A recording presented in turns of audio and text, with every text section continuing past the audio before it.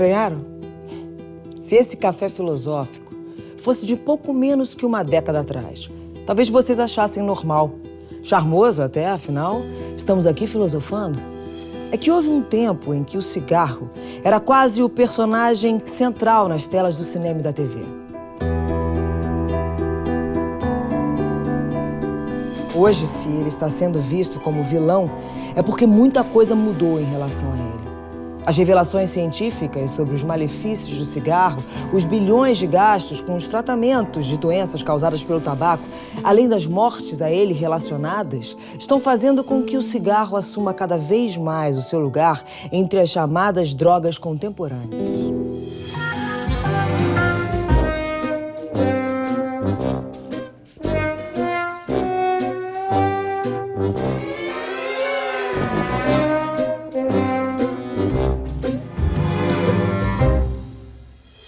O primeiro contato que as pessoas vão ter com o tabaco, ele é um contato não muito agradável. Geralmente, as pessoas têm náuseas, têm tonturas, né? Se elas conseguem vencer essa repulsa inicial, por outros motivos, como uma associação do tabaco com um ar de maturidade, glamour, amizade, aceitação nos grupos, a pessoa começa a ter efeitos prazerosos, positivos. E muitas pessoas, boa parte das pessoas, irá desenvolver o quadro de dependência, né? E a partir daí, aí que fica difícil de parar, né? A indústria do tabaco sabe disso e ela atuou muito tempo baseada nesse conhecimento, e as políticas públicas também, né? Foi como se fosse uma queda de braço, né? Entre esses dois setores, né? A gente sabe que a dependência de nicotina ela é a segunda doença com maior carga em termos de período de vida perdido, ficando atrás apenas da hipertensão arterial e à frente do álcool. Então, ela tem uma carga realmente muito grande. Só que o tabaco tem um detalhe. Ele é a doença prevenível que mata mais, porque a hipertensão arterial a gente não consegue prevenir de uma maneira realmente robusta. Quando a dependência de tabaco a gente consegue. Se as pessoas não fumarem, né, a gente previne isso. O que é o cigarro, né? O cigarro,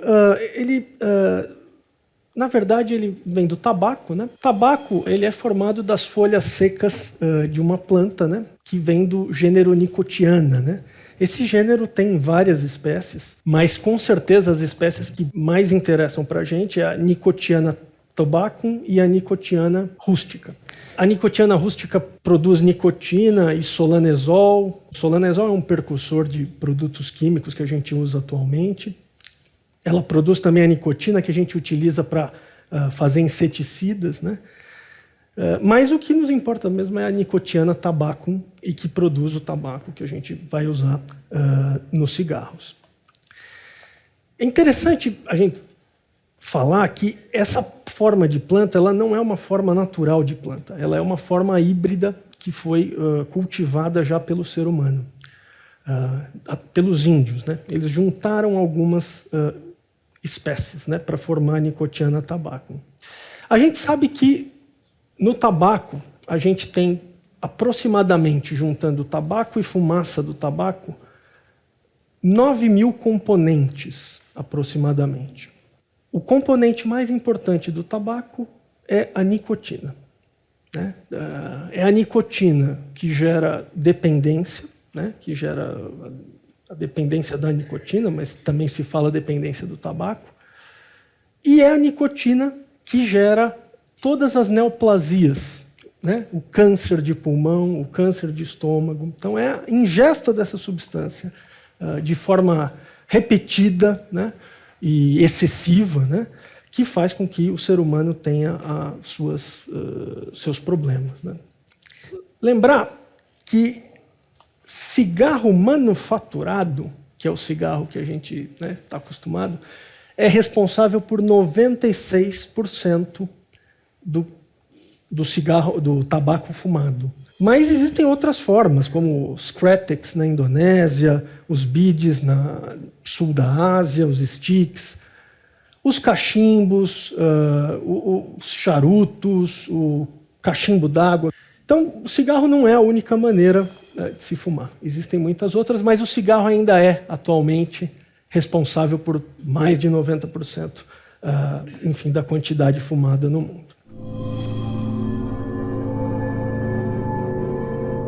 O cigarro, ele é uma forma extremamente, digamos, rápida e efetiva de uma droga se chegar ao cérebro. Através da inalação da fumaça do cigarro, a pessoa atinge um pico, né, de nicotina no cérebro de uma forma muito rápida. A gente tem isso para maconha, tem isso para o crack, para todas as formas inaladas de droga. Porque ele faz uso de uma circulação, que é a circulação pulmonar, né? A fumaça entra no alvéolo, né? E no alvéolo ela entra no sangue, lugar onde está acontecendo a hematose, né? Que o sangue está se oxigenando. Nessa circulação pulmonar, ela vai direto para o coração e depois direto para o cérebro. Outras drogas que têm que ser, como álcool, que têm que ser ingeridas por boca, elas vão ser absorvidas pelo estômago e vão ter que passar por uma circulação para chegar no coração, para ir depois para o pulmão e depois voltar para o coração e subir. Como é que ela age no cérebro? Ela age se ligando a receptores que a gente chama de receptores colinérgicos. E esses receptores colinérgicos eles vão ativar um neurotransmissor, que é um neurotransmissor envolvido em todas as dependências de drogas, que é a dopamina. E essa dopamina ela vai gerar prazer. Ela vai ativar o sistema de recompensa, vai liberar opioides endógenos e dar a sensação de prazer, a experiência positiva. Conforme a gente tem uma exposição repetida, né, da substância, né, a ativação desse sistema de recompensa, muitas vezes, aí que a gente vai desenvolvendo a dependência. Não é da primeira vez que se fuma, é um resultado da exposição repetida. Lembrar que esse sistema de recompensa ele é ativado não só por drogas, mas por outros comportamentos humanos que gerem prazer ou que são importantes para a manutenção da espécie, como a alimentação, como o sexo, né? Toda a forma de prazer que a gente tem, né, acaba por estimular esse sistema. Só que a droga, né, e a nicotina, no caso, ela consegue estimular esse sistema de uma forma robusta. A gente estima que em torno de 20 vezes o que seria um estímulo normal, um estímulo fisiológico. Como o da alimentação, quando a gente come alguma coisa gostosa, né, que a gente vai comer, isso estimula o nosso prazer. Mas o cigarro, as outras drogas, estimulam de uma forma muito mais robusta, né? Lembrar que o cigarro ele tem um papel também de uma redução de estresse, redução de ansiedade. Isso é motivo do uso depois de certo tempo, não do primeiro uso, mas do uso já do dependente, né? Essa ligação nesse receptor, né, de forma repetida, de forma crônica, gera, quando você retira essa substância, um quadro que é o quadro da abstinência.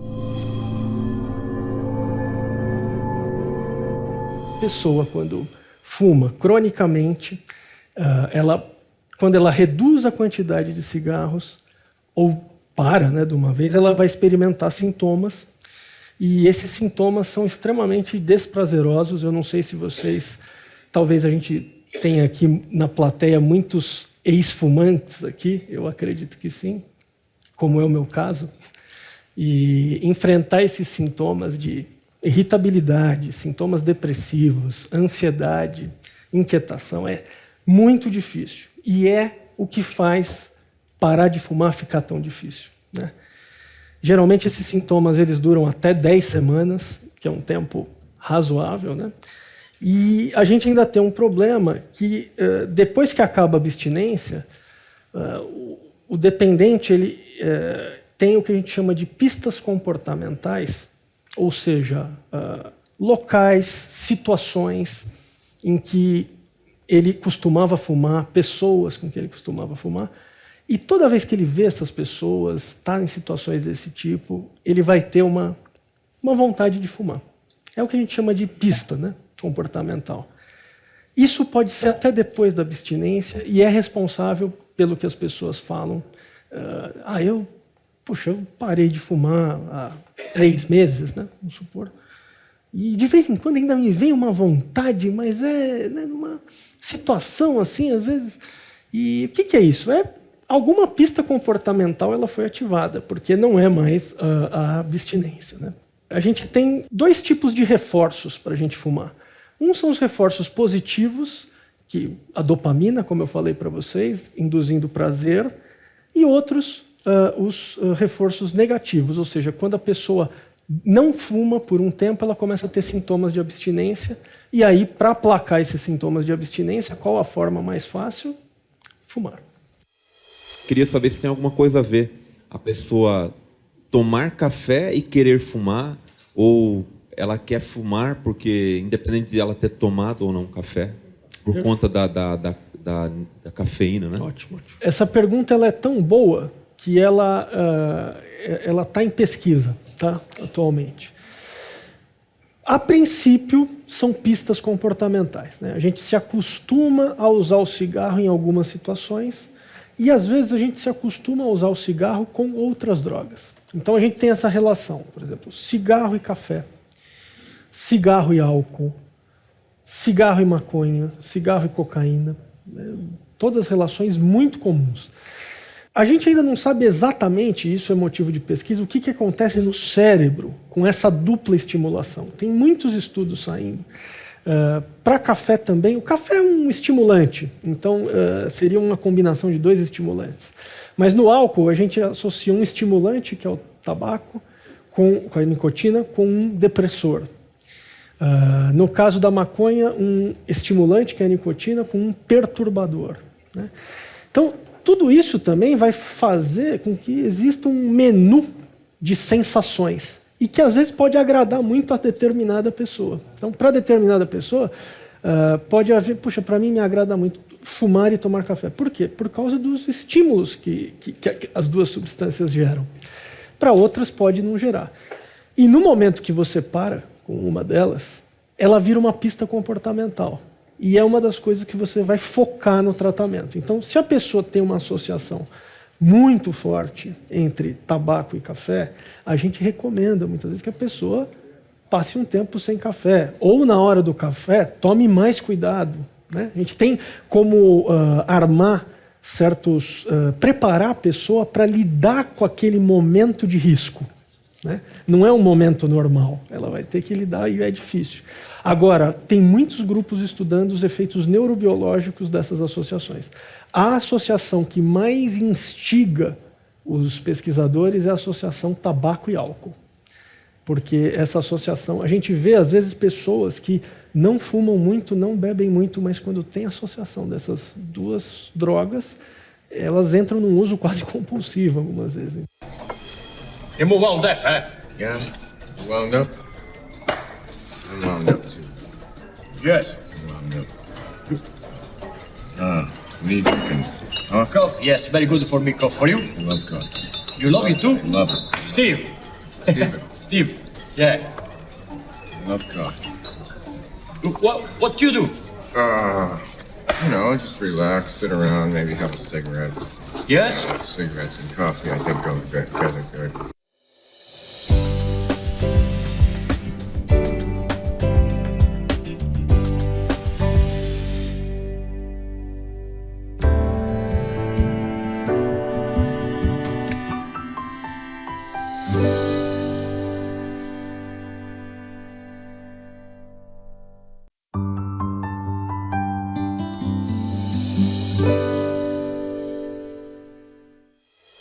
Em 1557, o padre franciscano André Tevet publicou um livro sobre sua visita ao Brasil e o contato com os índios tupinambás.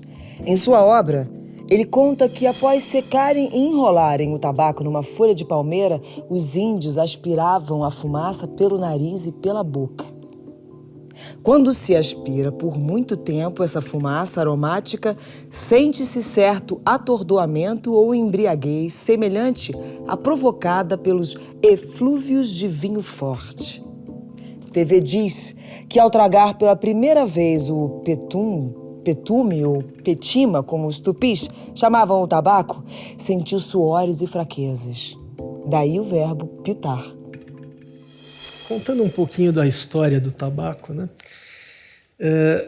O homem branco europeu ele influenciou muito o índio, o povo indígena, mas no caso do tabaco o que a gente viu foi exatamente o contrário, né? O tabaco já era consumido pelos indígenas em torno de 10 mil anos atrás, a gente tem indícios, geralmente para rituais religiosos, sacrifícios. Então, na América do Norte, a gente tinha o que a gente chama do cachimbo da paz atualmente, né? E na América do Sul e Central, eu tinha uma forma de fumar que era muito parecida com a de hoje, enrolando as folhas secas, né, do tabaco, né? E quando os europeus chegaram, né, Cristóvão Colombo, os navegadores, os indígenas, eles muitos presentes deram, né, para os europeus, e um deles foi o tabaco, né? E eles, o que eles advogavam? Eles falavam, olha, essa planta é uma planta fumável, só que a finalidade é uma finalidade religiosa, é uma finalidade né, que a gente usa em alguns sacrifícios. E o europeu, ele nunca incorporou isso. Foi incorporando o tabaco, mas nunca com esse significado religioso, até porque ele já tinha sua religião, tinha uma interface muito grande com as navegações na Espanha e em Portugal. E essas plantas são trazidas pelo Cristóvão Colombo, inicialmente, como plantas, são usadas pela aristocracia como plantas decorativas. Colocavam, né, as pessoas olhavam essas plantas como um objeto exótico, né, dos indígenas, e muitos outros que a aristocracia usava dessa maneira, sem usar a sua real utilidade. Ao longo do tempo, a gente observa o começo do plantio dessas sementes nos jardins dos palácios, principalmente Espanha e Portugal, para fins medicinais, para fins de uso para melhora de sintomas respiratórios, coisas do gênero. Em 1573, o cigarro tem um passo muito importante. Ele chega na corte da rainha Elizabeth, né, Elizabeth I, e a partir daí o cigarro vai ter um boom. Assim, né? Em torno de 40 anos depois, você já tinha milhares de pontos espalhados em Londres, onde você tinha, né, pontos de venda, né? E os navios portugueses e espanhóis também trouxeram o tabaco para todas as outras colônias, né, contornando a África, para a Ásia, né? E o tabaco foi se espalhando, né? Eis que, no século XVII, ele já se encontra espalhado pelo mundo, só que o monopólio do tabaco ainda é dos espanhóis, né, das sementes do tabaco, do plantio. E o rei da Inglaterra, o James I, ele quebra esse monopólio, né, obtendo as sementes do tabaco na costa americana, na Virgínia, né. Isso seria talvez uma intersecção da história do tabaco com a história da humanidade muito importante, porque isso vai influenciar muito a transformação desse produto em um produto de ainda maior número de pessoas o consumindo. Nessa época, o tabaco ele era um produto de luxo. Só a aristocracia, as pessoas mais ricas, né, até da Ásia também, tinham acesso ao tabaco. A gente tinha muitos smoking clubs que eram frequentados basicamente pela aristocracia, né? No final do século XIX, a gente vai ter talvez a transformação desse produto em um produto de massa, quando a gente tem a descoberta na Carolina do Norte do processo de secagem rápida, né? Então, a folha, você tem um processo de industrialização que você começa a secar rápido, e a partir daí a gente vai ter a entrada no século XX. A epidemia do tabaco meus amigos, ela não aconteceu à toa, né? Existe um papel central da indústria nessa epidemia e da propaganda. O tabaco foi um dos casos extremamente bem-sucedidos da propaganda, talvez o mais bem-sucedido do século. Na primeira metade do século passado, quando os efeitos nocivos do cigarro começaram a ser discutidos, a indústria americana do tabaco investiu em uma série de campanhas publicitárias num claro esforço para dizer que seus produtos não faziam mal à saúde. The one cigarette proved definitely milder than any other leading brand. Whether you've been smoking for 10 months or 10 years. Em suas propagandas, usaram o prestígio de médicos, enfermeiras, atletas, celebridades, personagens de filmes infantis. Just practicing, Mr. Flintstone. Everybody knows that.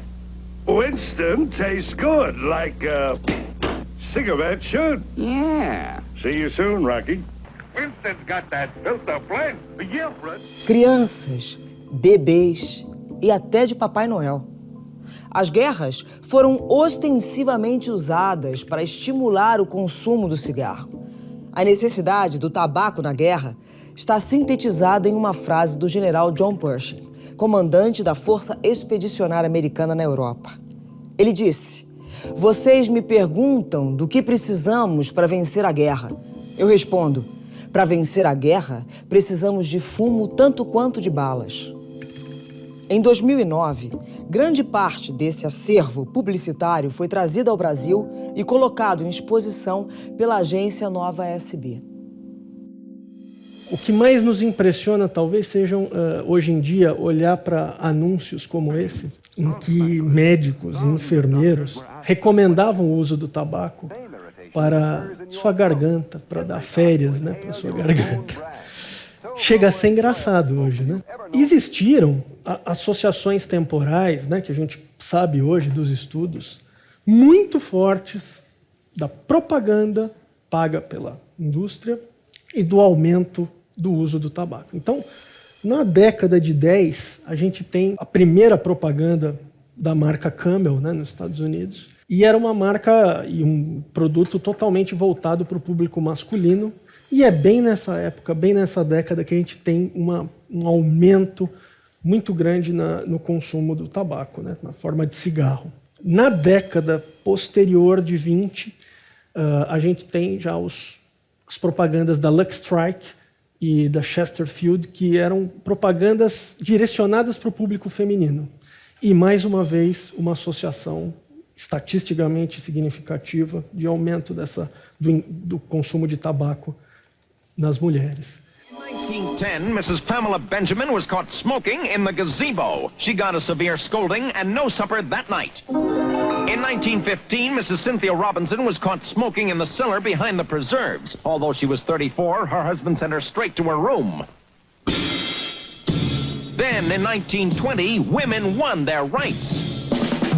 You come a long way, baby. Emancipação e glamour era o que a indústria do tabaco oferecia às mulheres. Antes da Primeira Guerra Mundial, fumar era associado a prostitutas e marginais. Já por volta dos anos 20, a indústria investiu em anúncios que ligavam o ato de fumar à independência da mulher, à moda e à sensualidade. E conseguiu transformar o cigarro em símbolo da emancipação feminina. You come a long way, baby, to get where you got to today. A gente tem provas, hoje em dia, de que existe uma associação positiva entre propaganda direcionada ao público jovem e aumento do uso de tabaco em adolescentes. Isso já não é nenhum segredo, né? Muitos estudos sequencialmente mostraram isso. Por mais que eles não mostrassem adolescentes, mas mostrassem adultos, jovens, mas os motivos, né? O esporte, a festa, a praia, enfim, uma série de coisas, aguçavam o público adolescente. Coming to my neck, check it. I'm gonna give you all Para alertar os jovens sobre perigos da associação festas, álcool e cigarro, a Organização Mundial de Saúde produziu em diversos países a campanha Não Caia na Rede do Cigarro.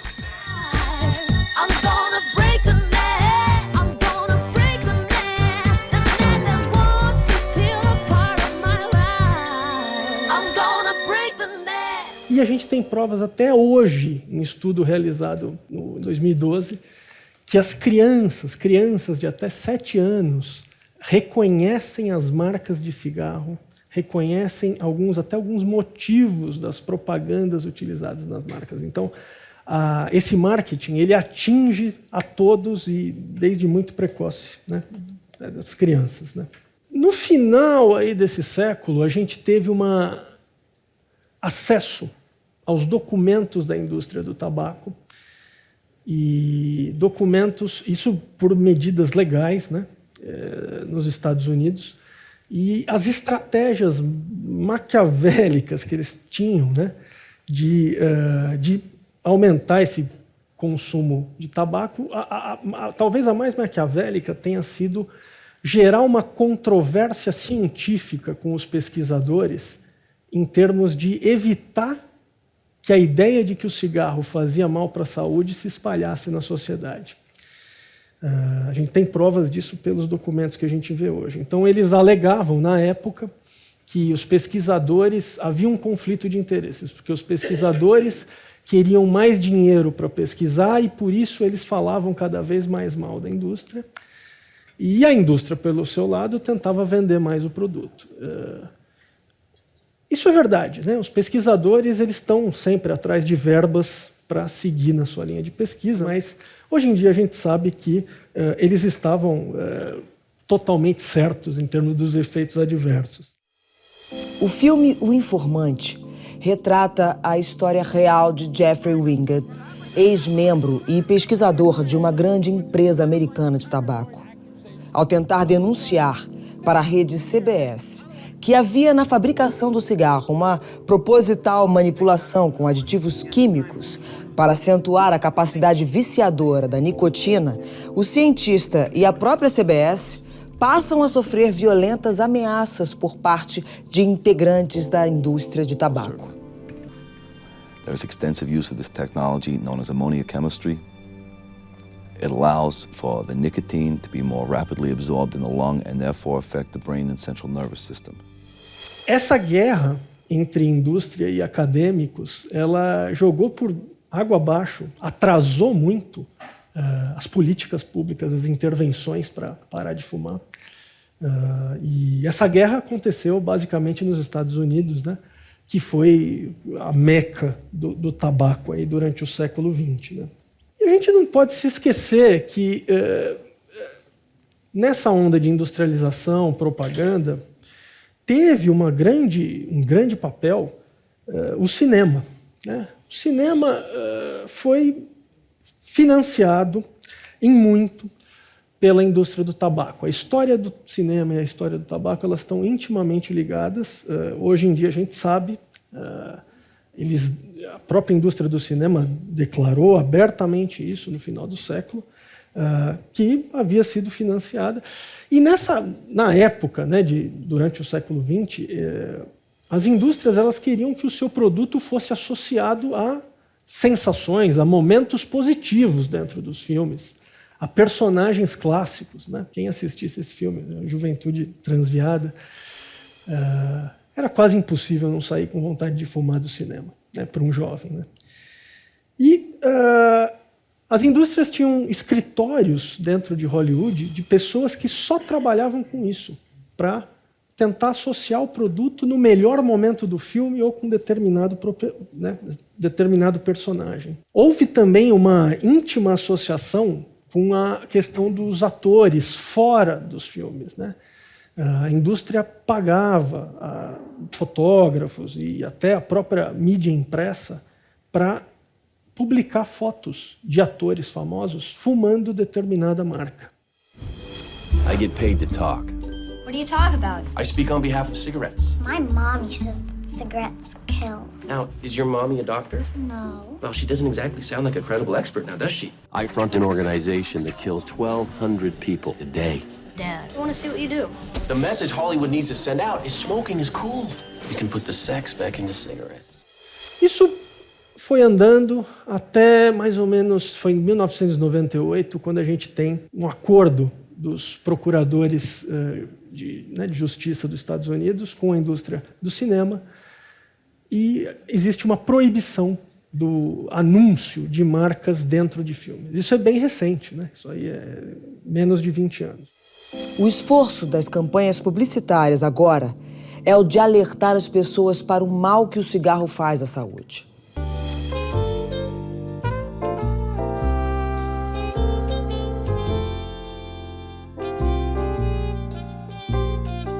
Estilo? Não. Câncer de garganta.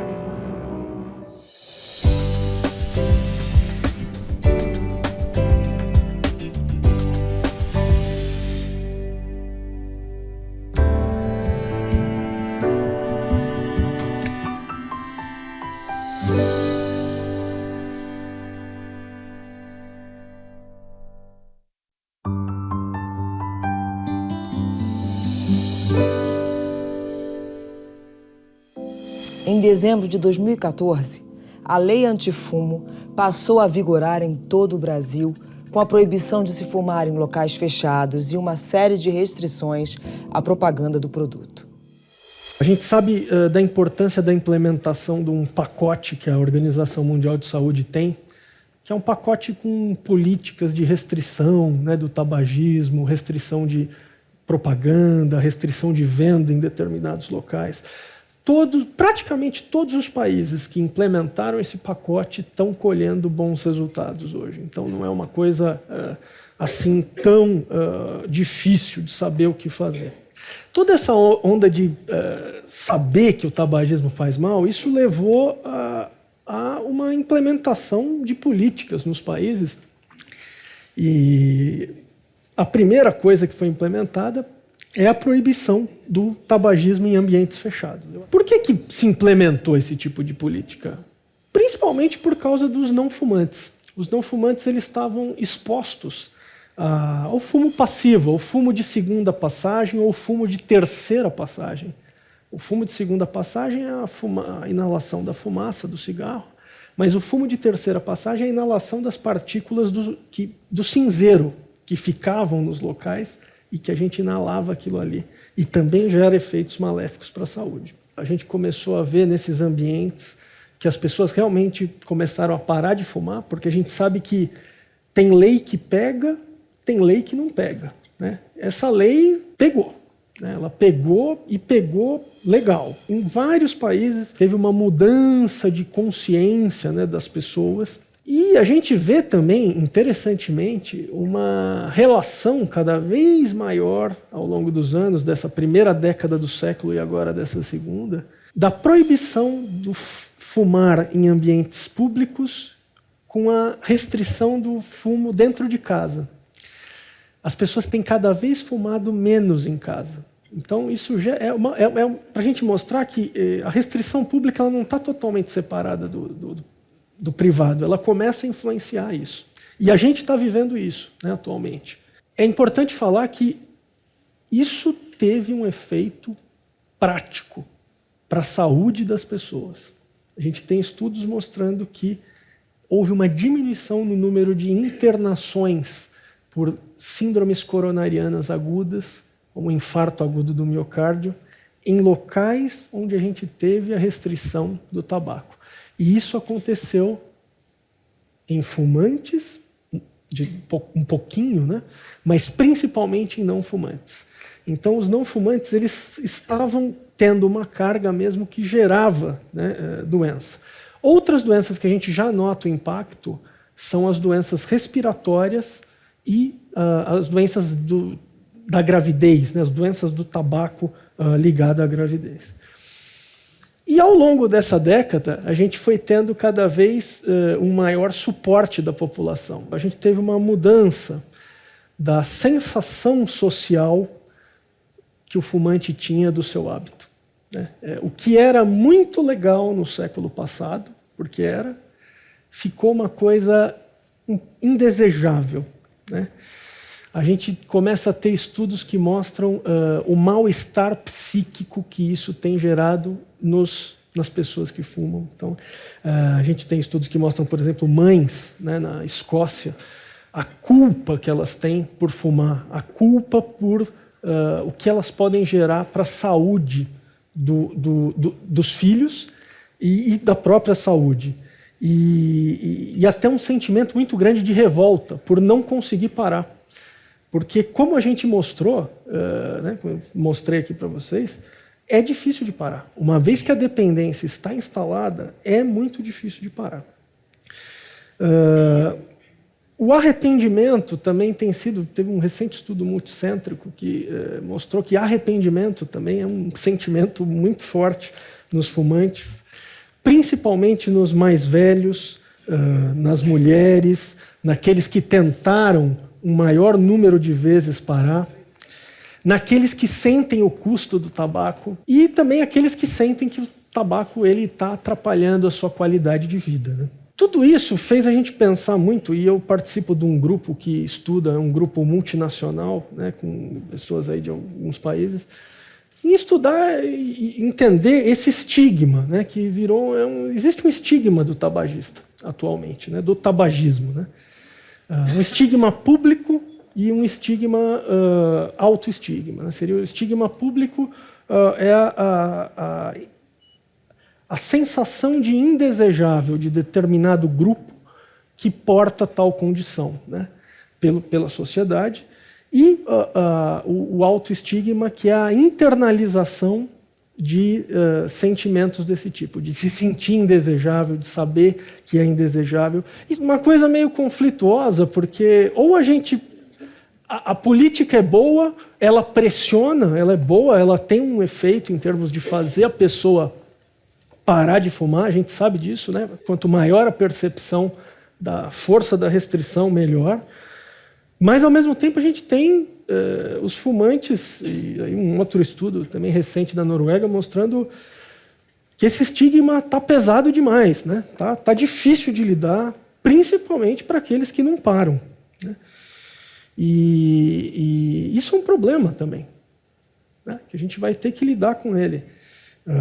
Na minha opinião, existe uma falta de olhar para esse sofrimento que o fumante está tendo também. Isso não estou dizendo aqui que a gente tem que, né, liberar o tabaco em locais públicos, mas a gente tem que olhar para o fumante, né? Ter cuidado para não ter uma pressão contra o tabagista, né? A nossa pressão é contra o tabagismo, né? Não é contra a pessoa, né?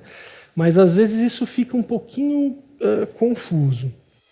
O documentário da diretora Adriana Dutra trata das dificuldades em largar o vício do cigarro. Ela mesma, fumante, se coloca no documentário como alguém em busca de largar o vício. Em Fumando Espero, um mergulho no universo do tabagismo. Atualmente, existe 1 bilhão e 200 milhões de fumantes no mundo. E eu sou uma delas.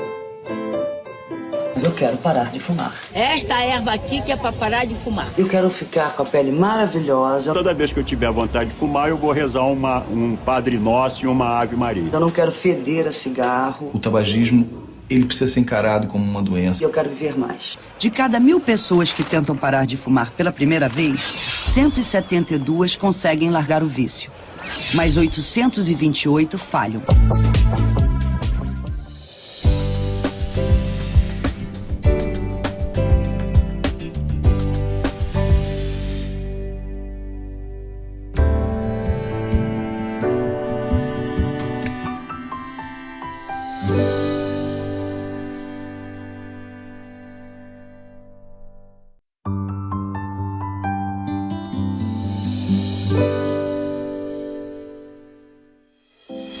Os índios já conheciam o tabaco, mas o usavam para outros propósitos, como em cerimônias religiosas ou de confraternização. Era o famoso cachimbo da paz. O homem branco se encantou e nunca mais parou de fumar. O cigarro se tornou um grande caso de amor para a humanidade. Hoje, em torno de 1 bilhão de pessoas no mundo fuma. Mas como nem todo caso de amor faz bem, os efeitos nocivos do cigarro hoje são mais do que conhecidos e os fumantes estão virando uma categoria quase envergonhada. Muitos nem se assumem como tal, dizendo que fumam só de vez em quando. Mas será que de vez em quando também faz mal? Um grupo que tem me chamado muito a atenção é o grupo dos light smokers, ou fumantes leves, fumantes ocasionais e fumantes intermitentes. A gente define, tem um limite. Se a pessoa fuma menos de 30 cigarros por mês, ela entra nesse grupo. A gente nota que em países desenvolvidos a gente tem uma queda da prevalência do tabagismo diário e um aumento do tabagismo ocasional. Nesses locais, os estudos mais interessantes aí vêm das grandes capitais e existe uma crença errônea de que esse tipo de hábito não faz mal para a saúde, né? Não existe consumo moderado de tabaco que não gere efeitos negativos para a sua saúde, né? Isso diferencia o tabaco da sua droga irmã, que é o álcool, né, que muitas pessoas aqui estão consumindo, porque o álcool tem esse consumo moderado. Existe uma discussão muito interessante até no meio científico do consumo de álcool sem efeitos maléficos e até alguns pesquisadores mostrando até alguns efeitos benéficos do álcool para quantidades moderadas, vejam bem, né? Ainda é objeto de discussão científica, mas para o tabaco isso não é verdade. E a gente sabe que algumas doenças, como as doenças cardiovasculares, elas inclusive podem ser mais prevalentes, ter uma maior associação com o tabagismo intermitente do que o tabagismo diário. Então, é uma coisa que nos deixa assim, até contraria o bom senso nosso, né? Que seria, puxa, fuma menos, tem menos doença. É claro que no caso do câncer, da doença pulmonar obstrutiva crônica, isso é verdade, mas os dados têm mostrado nas doenças cardíacas que acontece justamente o contrário. E que também tem um risco para câncer de pulmão, não é igual ao risco para o fumante diário, é menor, né, a gente sabe, mas a gente ainda não sabe exatamente quanto, né, que tem de risco, mas que existe. É um grupo heterogêneo em termos de que, quando a gente faz uma divisão nesses fumantes intermitentes, aqueles que fumam menos de 14 cigarros por mês são os que me preocupam mais do que os que fumam entre 15 e 30. Por quê? Porque esses que fumam de 0 a 14 são os que têm uma menor percepção de que aquilo faz mal para a saúde deles. Eles se consideram mais não fumantes do que fumantes. E esses outros, que, né, quando passa de 15, chega até 30, eles se consideram mais, né, nas pesquisas, que eu sou fumante, isso tem risco para a minha saúde. Então, é um grupo que merece extrema atenção. Ele nos desafia também, porque eles não se encaixam naquele modelo que eu falei para vocês de dependência do cigarro, porque eles não têm vários sintomas de dependência, como tolerância, fissura, abstinência. Eles conseguem, às vezes, passar longos períodos sem fumar. E tem mais um detalhe, mesmo assim eles são extremamente difíceis de tratar. Não pensem que é fácil fazer um fumante leve ou fumante ocasional parar de ter esse hábito. É difícil numa taxa muito parecida com o fumante diário. Quando você falou de síndrome da abstinência, eu me lembrei de uma crônica do Carlos Heitor Coni, em que ele faz uma analogia entre você abandonar o cigarro e se separar da mulher amada. Você falou da mulher amada, mas eu vou falar da perda do grande companheiro, né? Porque o tabaco ele é uma droga muito diferente das outras. Porque ele não gera nenhum dos transtornos associados com outras drogas, como álcool, maconha. Então, transtornos psicóticos, transtorno bipolar, disfunção sexual, tudo isso. Ele não gera nada disso. E ele não gera também um quadro de intoxicação. A pessoa não consegue, né, não tem como se intoxicar com o cigarro. Então, o cigarro, ele meio que ele se incorpora na vida da pessoa no dia a dia, em todo dia, em todo momento. Então, ele usa a substância para, de certa maneira, ter aquele prazer, né? Ou, às vezes, podemos até falar em evitar a abstinência. Mas o cigarro vira, assim, o companheiro. Ele vira, assim, o companheiro. E quando a pessoa para de fumar, né, ela sente um grande vazio, né, se sente sozinha. E isso aí é uma coisa para a gente lidar e tratar também, né, durante esse período de abstinência. Foi bem interessante o que você colocou. Lembrar que o tabaco é a única droga que você pode usar até trabalhando. E os últimos estudos mostram que ele tem, inclusive, melhoras cognitivas, melhora de memória, melhora de atenção, melhora de aprendizagem. Então, é extremamente conveniente. A gente cansou de ver grandes líderes do mundo fumando, né? Grandes genialidades. Parece que casa com essa necessidade do mundo atual também de estar atento. Então, eu acho que é a perda de um companheiro, do companheiro de toda hora, né, do grande amor, né, para alguns. Lembrar que o cigarro está muito associado também às pessoas que não são casadas, né, a solidão, de certa maneira. Então, para essas pessoas, isso aí é ainda mais importante.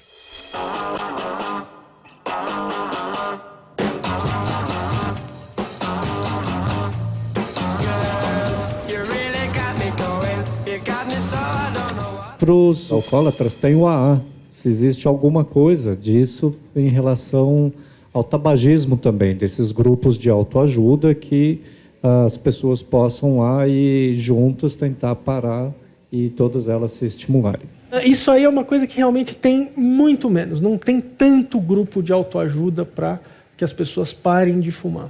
E eu acho que tem uma razão para isso. A gente tem uma série de outros grupos, a gente tem muitas linhas telefônicas que você pode ligar no próprio Brasil, no próprio maço de cigarro a pessoa encontra o número para ligar e para ter ajuda para parar de fumar, e sites, Aliança Nacional de Combate ao Tabagismo, existem maneiras diversas, mas o tabagismo, o tratamento dele, ele é um tratamento um pouco mais médico, talvez, do que as outras dependências. As outras dependências também têm um tratamento médico, mas o tabagismo em si está mais concentrado o tratamento nos ambientes médicos. Não é só o psiquiatra que trata tabagismo. É muito comum de ver o pneumologista, o cardiologista, muitas outras especialidades. Os grupos NA e AA, o primeiro foi o AA, né? Eles têm uma característica das pessoas irem nesses grupos e ficarem frequentando os grupos semanalmente, até, enfim, por longos períodos, né? Mesmo depois que eles já estão abstinentes. E com o tabagista, a gente vê que, por mais que exista uma tendência de recaída, depois que a pessoa fica abstinente, não agrada tanto ao tabagista de ficar discutindo isso depois em grupos, a posteriori. Nos outros dependentes, para eles, existe maior sentido nisso. Mesmo depois de um ano abstinente, se envolver com um grupo, ir lá contar sua experiência e ouvir a do outro. No caso do tabaco, não fez tanto sentido. Houve uma tentativa, mas acabou sendo incipiente, principalmente fora do Brasil. É a minha despedida.